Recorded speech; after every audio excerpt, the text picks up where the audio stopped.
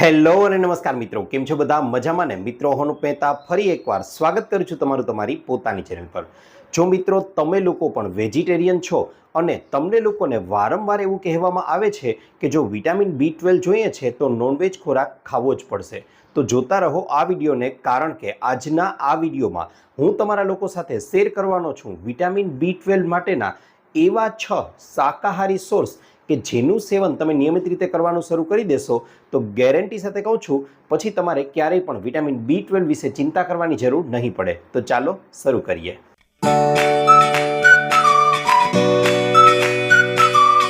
મિત્રો, vitamin B12 છે તે આપણા શરીર માટે ખૂબ જ વધારે મહત્વનું વિટામિન છે, કારણ કે આ જ વિટામિન B12 છે તે લોહીના બંધારણ માટે, તેની સાથે સાથે ચેતાતંત્રને યોગ્ય રીતે કાર્ય કરવા માટે, આ ઉપરાંત વાત કરવા જઈએ તો DNAના બંધારણ માટે, DNA એટલે કે ડિઓક્સીરિબોન્યુક્લિક એસિડના બંધારણ માટે વિટામિન B12 છે તે ખૂબ જ વધારે જરૂરી છે. મિત્રો, આશ્ચર્યની વાત તો એ છે કે આજકાલ 50%થી પણ વધારે લોકોની અંદર આ વિટામિનની ઉણપ છે તે જોવા મળે છે. પણ તરત જ આપણને લોકોને એવો પ્રશ્ન થાય કે ભાઈ એ તો જણાવી દો કે વિટામિન B12ની ઉણપ અમારા શરીરમાં છે કે નહીં, તેની ખબર કેમ પડે?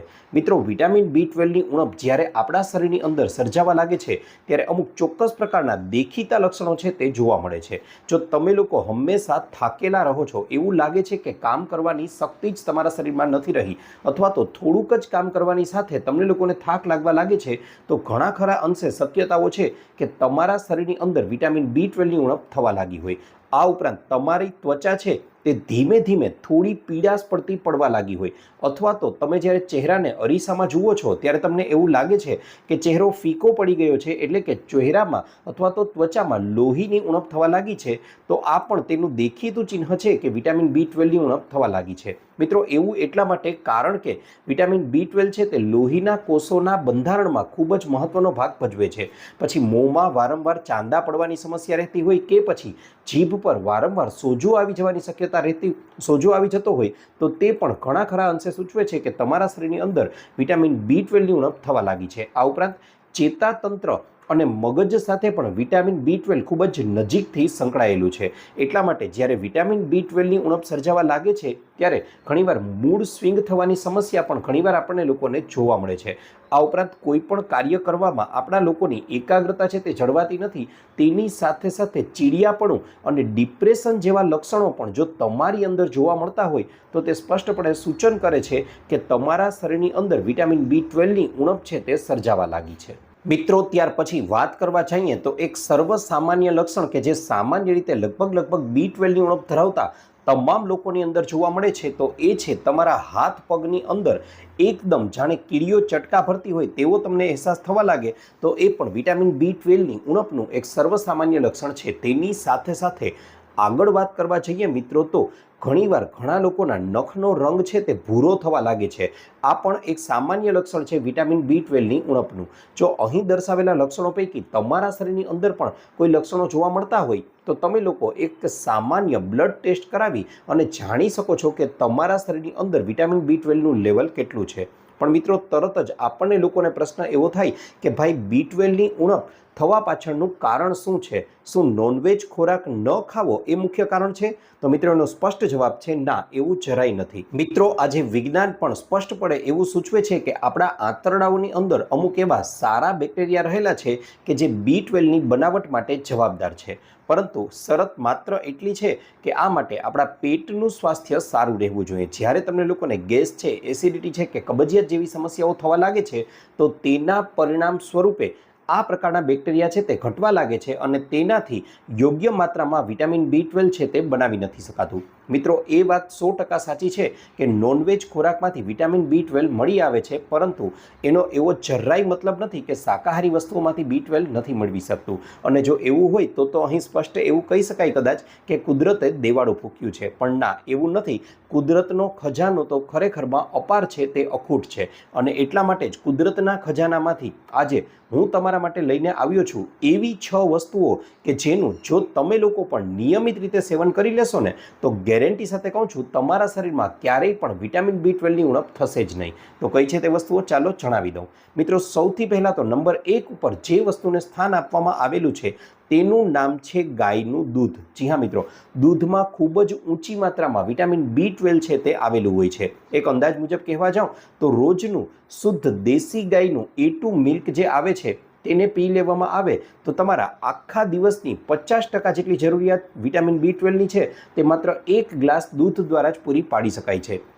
આ ઉપરાંત મિત્રો વાત કરવા જાઉં તો દૂધ અને તેની અન્ય બનાવટો એટલે કે છાશ છે, માખણ છે, ઘી છે, દહીં છે, પનીર છે, આ તમામ વસ્તુઓની અંદર પણ પૂરતી માત્રામાં વિટામિન B12 છે તે રહેલું હોય છે. આ ઉપરાંત મિત્રો વાત કરવા જાઉં તો દહીંનું સેવન કરવામાં આવે તો દહીંમાં પણ 46% જેટલું વિટામિન B12 રહેલું હોય છે, પણ તેની સાથે સાથે સારી એવી માત્રામાં પ્રોબાયોટિક રહેલા હોય છે કે જે આપણા શરીરની અંદર જઈ અને આંતરડાઓમાં એવું યોગ્ય વાતાવરણ ઉત્પન્ન કરે છે કે જેના પરિણામ સ્વરૂપે સારા બેક્ટેરિયાની સંખ્યામાં વધારો થાય છે કે જે વિટામિન B12ને ઉત્પન્ન કરવા માટે જવાબદાર માનવામાં આવેલા છે. મિત્રો, જો બપોરના ભોજન પછી તમે લોકો જીરા મીઠાવાળી છાશ છે તેનું સેવન કરી લેશો તો તમને લોકોને ક્યારેય પણ ગેસ અને એસિડિટીની સમસ્યા નહીં રહે, અને આવું કરશો તો તેના પરિણામ સ્વરૂપે ગેસ એસિડિટી નહીં થાય તો તેનાથી મોટામાં મોટો ફાયદો એ થશે કે વિટામિન B12નું ઉત્પાદન છે તે નહીં અટકે અને તમારું શરીર હંમેશા માટે તંદુરસ્ત રહેશે.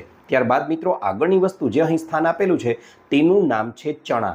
જી હા મિત્રો, એવું કહેવાય છે કે જો તમે લોકો નોનવેજ ખોરાક નથી ખાઈ રહ્યા તો ચોક્કસથી તમારે લોકોએ ચણાનું સેવન કરવું જોઈએ, કારણ કે તે તાકાતનો ભંડાર તો છે જ, પણ તેમાં પૂરતી માત્રામાં વિટામિન B12 પણ આવેલું છે. આ ઉપરાંત તેમાં વાત કરવા જઈએ તો ફાઇબર, પ્રોટીન અને ઘણા બધા માઇક્રોન્યુટ્રિયન્ટ પણ ભરપૂર પ્રમાણમાં આવેલા છે. મિત્રો, અઠવાડિયાની અંદર એકવાર તમે લોકો કાળા ચણા અને એકવાર સફેદ ચણા કે જેને આપણે લોકો કાબુલી ચણા તરીકે પણ ઓળખીએ છીએ તેનું સેવન કરી લેવામાં આવે તો બસ તે પૂરતું છે. સાથે સાથે વાત કરવા જાઉં મિત્રો તો કાળા ચણામાંથી જ બનાવવામાં આવતા દાળિયા છે તે પણ એક સ્નેક્સ તરીકે સારો ઓપ્શન છે અને તે પણ વિટામિન B12થી ભરપૂર હોય છે અને તેને તો તમે ગમે ત્યારે અને ગમે તે જગ્યાએ કે ગમે તે સમયે ખાઈ પણ શકો છો. ત્યાર પછી મિત્રો આગળ વાત કરવા જાઉં તો ત્રીજા નંબર ઉપર જે વસ્તુને સ્થાન આપવામાં આવેલું છે તેનું નામ છે વ્હીટ ગ્રાસ જ્યુસ એટલે કે ઘઉંના જવારાનો રસ. જી હા મિત્રો, ઘઉંના જવારાનો રસ છે તે ખરેખરમાં એક સુપરફૂડ છે, તેમાં તો કોઈ શંકાને સ્થાન જ નથી, પરંતુ તેની સાથે સાથે તે વિટામિન B12નો પણ એક સારામાં સારો ભંડાર છે. સાથે સાથે વાત કરવા જાઉં મિત્રો તો જે લોકોને ઘઉંના જવારાનો રસ છે તે સેવન કરવા માટે આપવામાં આવ્યો તે લોકોના શરીરમાં જોવા મળ્યું કે થોડા દિવસોની અંદર જ તેમના શરીરમાં રહેલા ઝેરી તત્વો છે તેનો સંપૂર્ણપણે નિકાલ થઈ ગયો. અને મિત્રો કઈ રીતે સેવન કરવાનું છે તો એ જણાવી દઉં. 4 ચમચી ઘઉંના જવારાનો રસ એટલે કે વ્હીટ ગ્રાસ જ્યુસ લઈ તેમાં 4 ચમચી જેટલું પાણી ઉમેરી અને સવારનો નાસ્તો કરો છો તેના બરાબર અડધા કલાક પહેલાં આ જ્યુસને પી લેવામાં આવે ને તો તમારા શરીરમાં ક્યારેય એવું બનશે જ નહીં કે વિટામિન B12ની ઉણપ થાય, અને ઉણપ હશે તો તેને પણ તે સંપૂર્ણપણે દૂર કરી દેવા માટે સક્ષમ છે. તેની સાથે સાથે મિત્રો વ્હીટ ગ્રાસ જ્યુસ છે તેને ઓનલાઈન કે કોઈ પણ આયુર્વેદિક સ્ટોર પરથી ઓફલાઈન તમે ખૂબ જ સરળતાથી મેળવી શકો છો. ત્યાર પછી મિત્રો આગળ વાત કરવા જાઉં તો વિટામિન B12 માટે આગળની જે વસ્તુ ખૂબ જ મહત્વની સાબિત થઈ શકે છે તેનું નામ છે આથાવાળી વસ્તુઓ. મિત્રો હવે આપણે લોકો એ તો જાણીએ જ છીએ કે આંતરડામાં સારા બેક્ટેરિયા જો પૂરતી માત્રામાં હશે તો આપણે લોકોએ વિટામિન B12ની ઉણપની ચિંતા કરવાની ક્યારેય પણ જરૂર નહીં પડે. અને મિત્રો સારામાં સારો વિટામિન B12નો સોર્સ કોઈ માનવામાં આવે તો એ છે આથાવાળી વસ્તુઓ. અને જ્યારે પણ આપણી ગુજરાતી રસોઈની વાત કરવામાં આવે તો તેમાં તો આથાવાળી વસ્તુઓનો ભંડાર છે. અહીં હું તમને ઉદાહરણ સાથે કહેવા જાઉં તો ઢોકળા છે, હાંડવો છે, ઇડલી છે, ઢોસા છે, પનીર છે, દહીં છે, અથાણા છે, છાશ છે, આ બધી વસ્તુઓ એવી છે કે જેમાં આ ટેકનિકનો ઉપયોગ કરવામાં આવે છે અને તેના પરિણામ સ્વરૂપે આ બધી વસ્તુઓ વિટામિન B12થી ભરપૂર હોય છે અને તેનું સેવન આપણે લોકોએ ચોક્કસથી કરવું જ જોઈએ. મિત્રો ત્યારબાદ વાત કરવા જાઉં તો નંબર 5 ઉપર જે વસ્તુને અહીં સ્થાન આપવામાં આવેલું છે તેનું નામ છે ફણગાવેલા કઠોળ એટલે કે સ્પ્રાઉટ્સ. જી હા મિત્રો, જ્યારે પણ કોઈ પણ પ્રકારના કઠોળ છે તે સ્પ્રાઉટ્સ બની જાય છે એટલે કે ફણગાવેલા કઠોળ બની જાય છે ત્યારે તેની અંદર એક ચોક્કસ પ્રકારના બેક્ટેરિયા, ચોક્કસ પ્રકારનું તત્વ આવી જાય છે કે જેનું નામ છે સાયનાકોબાલામાઇન. જી હા મિત્રો, અને સાયનાકોબાલામાઇન એ બીજું કાંઈ નહીં પણ ખરેખરમાં તો વિટામિન B12નું જ વૈજ્ઞાનિક નામ છે. મિત્રો જો રોજે રોજ તમે લોકો પણ ફણગાવેલા કઠોળ ખાવાની આદત પાડી દેશો તો તમારે લોકોએ ક્યારેય પણ માત્ર વિટામિન B12 વિશે જ નહીં પણ અન્ય કોઈ પણ વિટામિન કે મિનરલ વિશે વિચારવાની જરૂર પડે, કારણ કે ફણગાવેલા કઠોળ છે તેમાં વિટામિન B12 ઉપરાંત તમામ પ્રકારના વિટામિન્સ, મિનરલ્સ અને તેની સાથે સાથે પોષક તત્વોથી તે ભરપૂર હોય છે. તરત જ પ્રશ્ન કદાચ તમને લોકોને એવો થાય કે ભાઈ પણ આ ફણગાવેલા કઠોળ છે તે બનાવવા કઈ રીતે અને તેને ખાવા કઈ રીતે? તો મિત્રો ખૂબ જ સરળ અને ટૂંકો જવાબ તમને લોકોને આપી દઉં તો તમારે લોકોએ સૌથી પહેલાં તો ફણગાવેલા કઠોળ બનાવવા માટે સૌથી સારા અને શ્રેષ્ઠ કઠોળ હોય તો એ છે મગ. જી હા મિત્રો, મગને સાંજે લગભગ 3 થી 4 વાગ્યા આસપાસ તમારે લોકોએ પાણીમાં જેટલા તમારે ખાવા હોય તેટલા પલાળી દેવાના છે. હવે પાણીમાં પલાળી દીધા પછી 5-6 કલાક પછી તમે જોશો તો તે એકદમ પોલા પડી ગયા હશે, પોચા થઈ ગયા હશે. હવે આ મગને પાણીમાંથી બહાર કાઢી અને સુતરાઉ કાપડનો ટુકડો અથવા તો સુતરાઉ રૂમાલ લઈ અને તેની અંદર ભરી દેવાના છે અને તેની પોટલી વાળી દેવાની છે. હવે આ પોટલી ઉપર ધીમે ધીમે તમારે લોકોએ પાણીનો છંટકાવ 1-2 વાર કરવાનો છે અને આખી રાત્રિ દરમિયાન તેને રહેવા દેવાના છે. વહેલી સવારે ઉઠી અને તમે લોકો જોશો તો તેમાંથી સરસ મજાના કોટા છે તે ફૂટી ગયા હશે અને બસ આ તૈયાર છે તમારા લોકોના ફણગાવેલા કઠોળ. મિત્રો હવે આ ફણગાવેલા કઠોળને એક વાટકીમાં લઈ અને તેમાં ઉપરથી થોડી માત્રામાં સમારેલી ડુંગળી છે, થોડા ટમેટાં છે, તેની સાથે સાથે સિંધવ મીઠું છે, મરી પાવડર છે, થોડું છીણેલું આદું છે, લગભગ અડધા વેઢા જેટલું આ છીણેલું આદું છે તે તેમાં ઉમેરવાનું ભૂલશો નહીં. સાથે સાથે અડધા લીંબુનો રસ છે, ધાણા પાવડર છે, જીરું પાવડર છે અને તેની સાથે સાથે ઉપરથી તમે જે ખાતા હો તે તેલ થોડું ઉમેરી અને બરાબર રીતે મિક્સર કરી લો. મિત્રો આ ફણગાવેલા કઠોળની સારામાં સારી ચાટ રેસીપી છે તે તૈયાર થઈ ગઈ છે. આને વહેલી સવારે ઉઠી અને તમે નાસ્તામાં ખાવાનો આગ્રહ રાખશો તો ટેસ્ટમાં તો જબરજસ્ત છે જ, પણ તમારા હેલ્થને પણ એકદમ હેલ્ધી રાખશે, પેટને પણ સ્વસ્થ રાખશે અને તમારા શરીરમાં શક્તિનો પણ સંચાર કરશે અને વિટામિન B12 તો ભરપૂર માત્રામાં આપશે જ. મિત્રો આ રેસીપીને તમે લોકો સાંજના સમયે પણ ખાઈ શકો છો અથવા સવારના સમયે પણ ખાઈ શકો છો. અઠવાડિયામાં માત્ર 1 કે 2 વાર આ પદ્ધતિથી તમે ફણગાવેલા કઠોળનું સેવન કરી લેશો ને તો ક્યારેય પણ વિટામિન B12 વિશે નહીં વિચારવું પડે. ત્યારબાદ મિત્રો નંબર 1 ઉપર જે વસ્તુને સ્થાન આપવામાં આવેલું છે તેનું નામ છે સરગવાના પાનનો પાવડર. જી હા મિત્રો, સરગવો કે જેને આપણે લોકો મોરિંગા અથવા ડ્રમસ્ટિક તરીકે ઓળખીએ છીએ તે સરગવાના પાનનો પાવડર છે તેમાં વિટામિન B12 ભરપૂર માત્રામાં રહેલો હોય છે. મિત્રો આ માટે હું તમને એવું જરાય નહીં કહું કે આજુબાજુમાં સરગવાનો છોડ ગોતી તેના પાન કાપો અને પાવડર બનાવો. ના, સરગવાના પાનનો પાવડર છે તે બજારમાં ખૂબ જ સરળતાથી તૈયાર પણ તમને લોકોને મળી રહે છે. મિત્રો આ સરગવાના પાનનો પાવડર છે તેને તમે લોકો મસાલાની જેમ ઉપયોગ કરવાનું એકવાર શરૂ કરી દો, થોડા જ દિવસોની અંદર વિટામિન B12ની ઉણપ ગમે તેવી હશે તે જળમૂળમાંથી દૂર થઈ જશે. આ માટે તમે લોકો જે દાળ બનાવો છો, જે શાક બનાવો છો કે અન્ય કોઈ પણ લોટ બાંધો છો કે તેમાં 1-1 ચમચી તમે લોકો આ મસાલા તરીકે મોરિંગા સીડ લીવ્સ, એનો મતલબ અહીં એવો થશે કે સરગવાના પાનનો પાવડર છે તેને ઉમેરવાનું શરૂ કરી દો. ગેરંટી સાથે કહું છું તમારા લોકોની વિટામિન B12ની ઉણપ છે તે સંપૂર્ણપણે દૂર થઈ જશે. આવું ન કરવું હોય તો તમે વહેલી સવારે ઉઠી અને પાણીમાં 1 ચમચી પાવડર ઉમેરી અને સીધું જ તેનું સેવન પણ કરી શકો છો.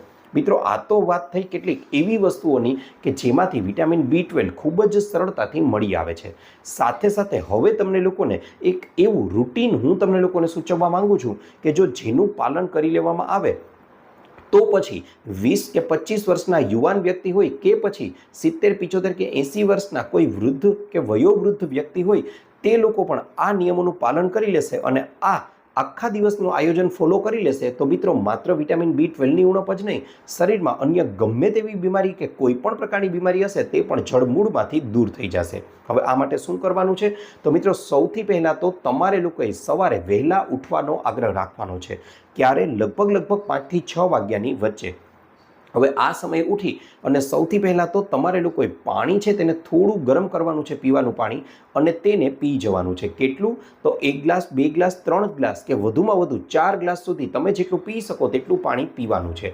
ત્યાર પછી મિત્રો ઘરની આજુબાજુમાં ખુલ્લા વાતાવરણની અંદર તમારે લોકોએ 1-2 આંટા મારી આવવાના છે, થોડું હળવું વોકિંગ કરવાનું છે.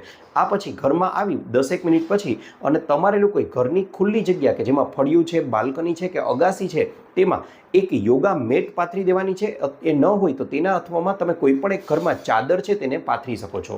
આ પાથરી દીધા પછી હવે તેના પર બેસી અને તમારે લોકોએ ઓછામાં ઓછું 10 થી 15 મિનિટ સુધી અનુલોમ વિલોમ અને 10 થી 15 મિનિટ સુધી કપાલભાતિ જેવા પ્રાણાયામ કરવાના છે. મિત્રો આ 2 કરવાનું પણ શરૂ કરી દેશો ને ક્યારેય શરદી, માથાનો દુખાવો તો નામ જ નહીં લઈ અને તમે ભૂલી જ જશો કે આ વસ્તુઓ શું હતી.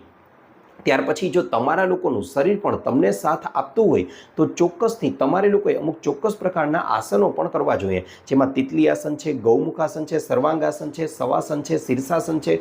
આવા આસનો કરી શકો છો. ત્યાર પછી મિત્રો વાત કરવા જાઓ તો શરીર કમ્પ્લીટલી તમને સાથ આપે છે અને કાર્ય કરે છે તો તમે લોકો સૂર્ય નમસ્કાર પણ કરી શકો છો. મિત્રો આટલું કરી લેશો, આ કરવા માટે 30 થી 45 મિનિટનો સમય લાગશે, પણ તમારું શરીર એકદમ હેલ્ધી અને તંદુરસ્ત બની જશે. ત્યાર પછી મિત્રો આગળ વાત કરવા જાઉં તો હવે સમય આવે છે સવારના નાસ્તાનો. કસરત કર્યાના અડધાથી પોણા કલાક પછી સવારનો નાસ્તો કરી શકો છો. નાસ્તાની રેસીપીઓ ઘણી બધી આ વિડીયોમાં જ સૂચવેલી છે. ત્યાર પછી મિત્રો આગળ વાત કરવા જઈએ તો બપોરના ભોજનની. મિત્રો બપોરનું ભોજન જ્યારે પણ તમે લોકો કરો છો ત્યારે એ ભોજન કરતાં પહેલાં તમારે લોકોએ ચોક્કસથી શાકભાજીના સલાડનું સેવન કરવું જોઈએ, જેમાં ઋતુ અનુસાર કાકડી છે, મૂળા છે, ગાજર છે, બીટ છે, કોઈ પણ પ્રકારનું શાકભાજી કે જે તમને ભાવતું હોય તેનું સલાડ એક વાટકી ભરી અને સેવન કરવું જોઈએ.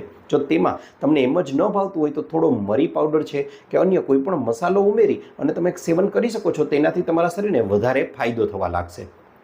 ત્યાર પછી મિત્રો વાત કરવા જાઉં તો તમારી બપોરના ભોજનની થાળીની વાત આવે છે તો આ થાળીને બને તેટલી રંગબેરંગી બનાવવાનો પ્રયત્ન કરવાનો છે. રંગબેરંગીનો મતલબ અહીં એવો જરાય નથી કે તમારે લોકોએ તેને મીઠાઈઓથી ભરી દેવાની છે.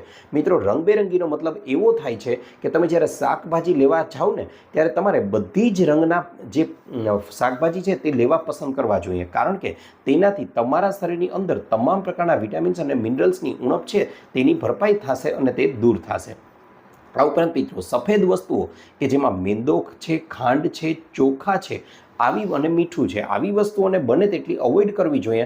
સાથે સાથે તમે બપોરનું ભોજન કરો છો તો તેમાં જો ઘઉંની રોટલી જ ખાઈ રહ્યા છો તો ઘઉંની રોટલીની એક રોટલી ઘટાડી અને તેની સામે શાકની માત્રા છે તે વધારી દેવી. 1 વાટકીમાંથી 2 વાટકી જેટલું ખાવું જોઈએ.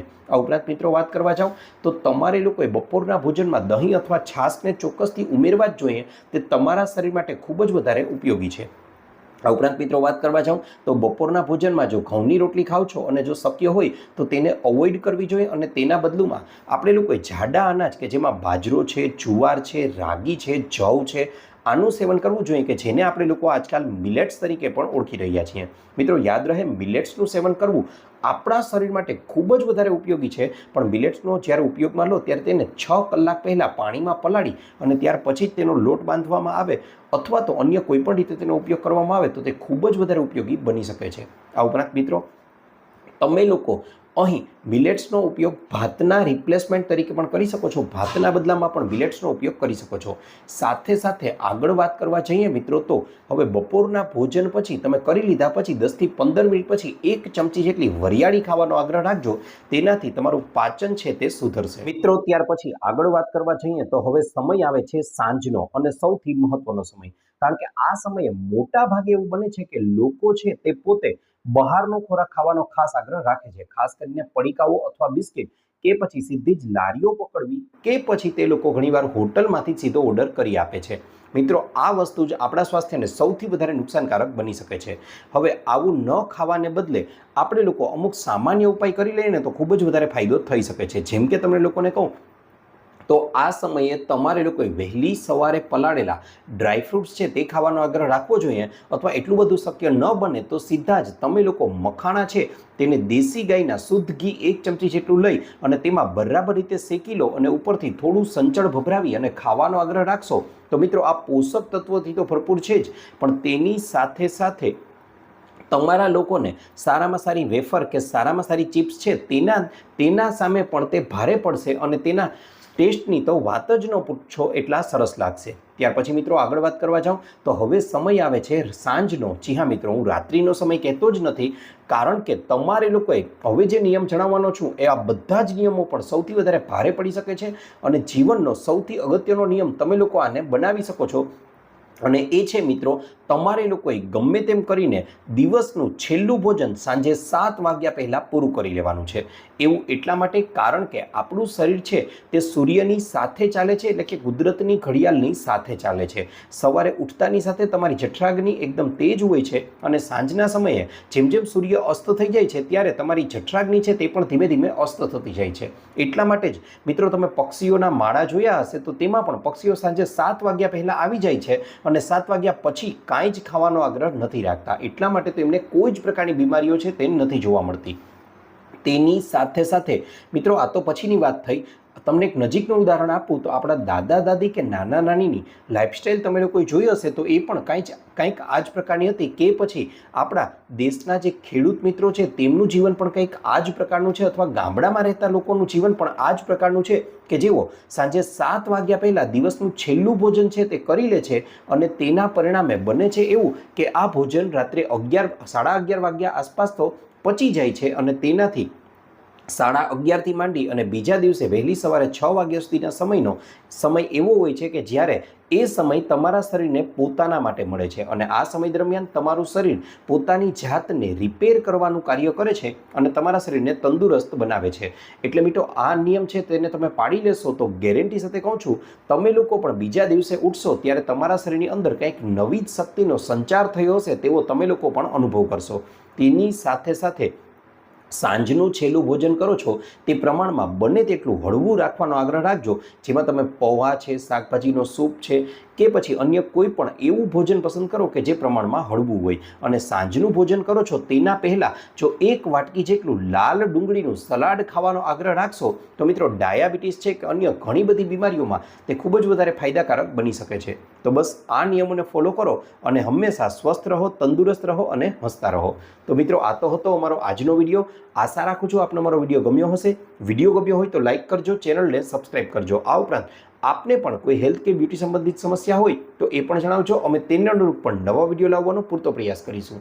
સાથે સાથે તમે લોકો આ વિડીયોને કયા ગામ, કયા શહેર, કયા તાલુકા, કયા જિલ્લા, કયા રાજ્ય કે કયા દેશમાંથી જોઈ રહ્યા છો એ પણ અમને જણાવજો, કારણ કે અમને લોકોને જાણીને આનંદ થાય છે કે અમારી ઓડિયન્સ અમને ક્યાં ક્યાંથી જોઈ રહી છે. આપનો ખૂબ ખૂબ આભાર.